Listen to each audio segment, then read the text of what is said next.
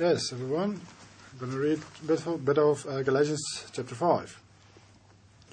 Stand fast, therefore, in the liberty by which Messiah has made us free, and do not be entangled again with a yoke of bondage. The yoke of bondage here he refers to is the circumcision message that the Jews brought to the Gentiles, that to be saved you must be circumcised in the flesh. And this is the bondage he is referring to here. He doesn't want them to be under that bondage. Indeed, I, Shaul, say to you that if you become circumcised, Messiah will profit you nothing. Circumcision in the flesh does not add to salvation. That's the point he's making here. And I testify again to every man who becomes circumcised that he is a debtor to keep the whole law. You have become estranged from Messiah. You who attempt to be justified by law, you have fallen from grace. When you read this verse, just this verse, you can probably prove that you should do away with the law, like soldiers of the cross. He uses scripture out of context. He doesn't read the whole Galatians. He doesn't read it in context. He just takes out this verse and he says, see, if you obey the law, you fall from grace. But as we see, the purpose of this letter to the Galatians was that they should not fall prey to these false teachers, saying that you must be circumcised in the flesh before you can be saved, trying to do away with salvation through faith. He was against that.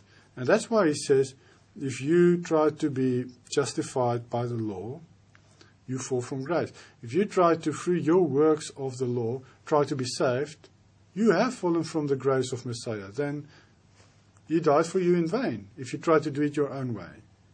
Because then you are under the bondwoman, as he explained in chapter 4. And you will be cast out, like the bondwoman was. You have become estranged from Messiah. You who attempt to be justified by law, you have fallen from grace. As I said, he says here, you should not desire or try to be justified by your being perfect through the works of the law. Only through faith in Messiah can you be saved. But remember, through faith in Messiah you will also obey the law, because that proves that you believe. This does not do away with the law. When you believe in Messiah, you will also obey the law, because you will follow in his footsteps. As he explains in chapter 2, the end of chapter 2. For we through the Spirit eagerly wait for the hope of righteousness by faith. For in Messiah Yahushua neither circumcision nor uncircumcision avails anything but faith working through love. For in Messiah Yahushua, when you believe in him, it doesn't matter if you're circumcised or not circumcised. That doesn't avail anything when you believe in Messiah Yahushua. What matters when you believe in Messiah Yahushua is faith working through love. And love's definition in Scripture is also keeping the commands. In 1 John 5 verse 3, I think 2 John 1 verse 6, both says this. You ran well. Who hindered you from obeying the truth? We must remember, Shaul was not against circumcision. He is writing this to a specific congregation who had issues with false teachers, trying to use circumcision to deceive this congregation. And that's why he says these things that he said to them. He himself circumcised Timothy, which is a Greek, who was not a Jew. He was a Greek. And he circumcised him in Acts 16 to prove to the people that he is not against circumcision done for the right reasons. I'm not saying you must now go and get yourself circumcised. What Shaul was trying to show the people is that he was not against circumcision in the flesh done for the correct reasons. And that's why he circumcised Timothy. Timothy wanted to be circumcised, but he was a Greek.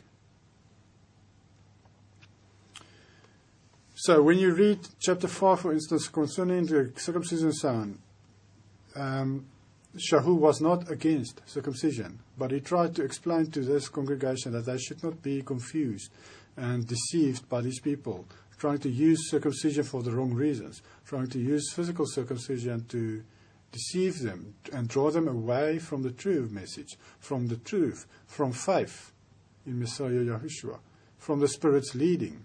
That's very important that we obey these things. And if anything like circumcision in the flesh tries to draw you away from that, reject that.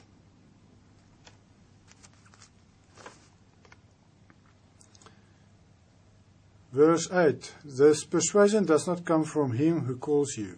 A little leaven leavens the whole lump. I have confidence in you, in the Master, that you will have no other mind, but he who troubles you shall bear his judgment, whoever he is. And I, brethren, if I still preach circumcision, why do I still suffer persecution? Then the offense of the cross has ceased. He's talking about, he was preaching to the Gentiles mainly, Shaul, and he did not preach to them the message of circumcision like these false teachers do. He said, and I, brethren, if I still preach circumcision, if he preached this message, why do I still suffer persecution? The Jews persecuted him for, they thought that he was against circumcision, and that's why they persecuted him. Then the offense of the cross, of the stake, has ceased. Because then you will depend on your works to be saved again, and not depend on faith in Messiah Yahushua. And the offense was that through faith in Messiah you are saved, and not through your own ability and works. And that's what the Jews could not figure out back then. Even today, some people.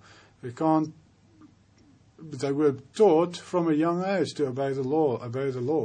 And when the Messiah came, they did not recognize him for who he is.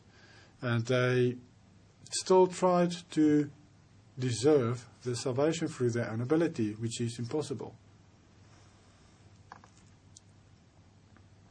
I could wish that those who trouble you would even cut themselves off. For you, brethren, have been called to liberty. Only do not use liberty as an opportunity for the flesh, but through love serve one another. He says here that you have been called through liberty. And then immediately he says, only do not use liberty as an opportunity for the flesh. Do not use liberty that you receive through faith, falling under the law of liberty, law of choices. Do not use that to go and sin. Do not use that to live lawless in the flesh, as an opportunity for the flesh, to live lawless. Do not do that, because that's not the purpose of being under liberty, which he explained in chapter 2 and the end of chapter 2.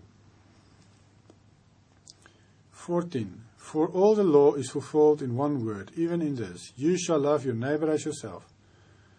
See, the law is fulfilled. You do the law when you do it through love. It does not mean the love does away with everything written in the law. It only says that the purpose of obeying the law is love. When you do the things in the law, it brings forth love, and that's its purpose. And as we read in Matthew 24, I think it's verse 12,